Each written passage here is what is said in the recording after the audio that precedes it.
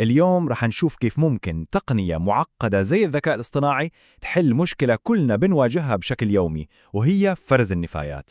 رح نستعرض مشروع رهيب بيستخدم التكنولوجيا الصحابية والذكاء الاصطناعي عشان يخلي عملية إعادة التدوير أسهل وأدق بكثير. أكيد كل واحد فينا مر بالموقف هذا، واقف قدام سلات المهملات المختلفة ومحتار، يا ترى وين أحط هذه العلبة؟ طيب هذه الورقة؟ التردد البسيط هذا هو في الحقيقة جزء من مشكلة عالمية أكبر بكثير مما نتخيل.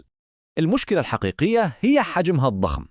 إحنا بننتج كميات مهولة من النفايات، والفرز اليدوي ببساطة مو قادر يلحق على كل هذا. ولما نغلط في الفرز والشيء هذا بصير كتير، ممكن يسبب تلوث للتربة والمياه ويخرب عمليات إعادة التدوير كلها، وبكده الضرر على البيئة بيزيد ويتفاقم. طيب عرفنا حجم المشكلة، خلونا الحين ندخل في الحل المقترح.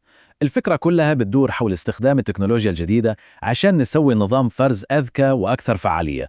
الهدف بكل بساطة هو نسوي نظام يقدر يشوف أي قطعة نفايات عن طريق صورة ويفهم هي إيش بالضبط، وبعدها يحدد لك على طول في أي سلة لازم تنحط. يعني خلص ما عاد في تخمين، والعملية تصير دقيقة وفورية. طيب خلونا الحين نفتح الستار ونشوف إيش اللي بيصير خلف الكواليس. كيف ممكن نبني نظام زي هذا؟ السر كله يكمن في البنية الهندسية الذكية اللي يشتغل عليها. اللي نشوفه قدامنا هو المخطط الأساسي للنظام كله.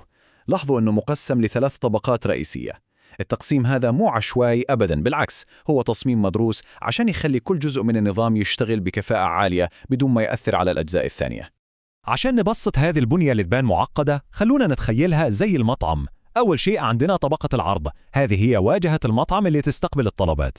بعدها تيجي طبقة التطبيق، وهذا هو المطبخ نفسه، المكان اللي الذكاء الاصطناعي يطبخ فيه الصورة ويحللها. وآخر شيء عندنا طبقة البيانات، هذه هي المخزن الآمن اللي نحفظ فيه كل الصور والبيانات بأمان تام.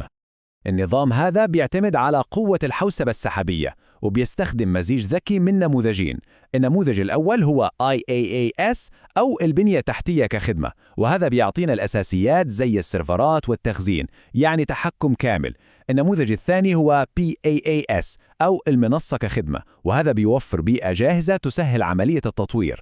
لما ندمج الاثنين مع بعض، المشروع ياخد أفضل ما في النموذجين، القوة والتحكم من جهة والبساطة والسهولة من جهة تانية. ممتاز. الحين عندنا الهيكل العام للنظام، بس السؤال المهم هو كيف النظام هذا بيتعلم يفرق بين قشر التفاح وبطارية مثلا؟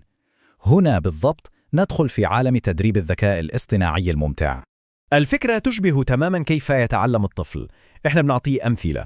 نفس الشيء مع الذكاء الاصطناعي، هو بيتعلم من البيانات، تم تغذيته بآلاف الصور لأشياء مختلفة، وكل صورة عليها بطاقة تعريف تقول هي إيش بالضبط.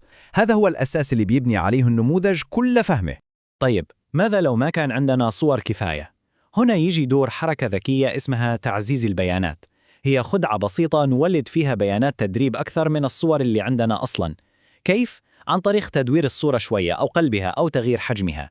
بكذا النموذج يتعلم يتعرف على نفس الشيء من زوايا مختلفة وفي ظروف متنوعة، وهذا يخليه أقوى وأدق في الواقع. يعني الخلاصة، العملية سهلة جدا من ناحية المستخدم. كل اللي عليه يسويه هو إنه يصور صورة وبس. وراء الكواليس النظام يجهز الصورة هذه ويحللها بعقله الذكي، والنتيجة تطلع على الشاشة في ثواني معدودة بهذه البساطة. وهنا نشوف مثال حي للنتيجة النهائية. شوفوا كيف النظام قدر يتعرف على الجريدة هذه وبشكل صحيح وبنسبة ثقة عالية جدا.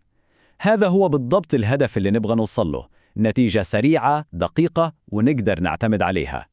تمام، بعد ما فهمنا كيف النظام يشتغل من الألف إلى الياء، خلونا ننتقل للجانب العملي ونسأل: طيب كيف أداؤه في الواقع؟ وهل هو فعال فعلا؟ وإيش هي التحديات اللي ممكن تواجهه؟ هذا الاقتباس من تقرير المشروع يلخص كل شيء بشكل ممتاز.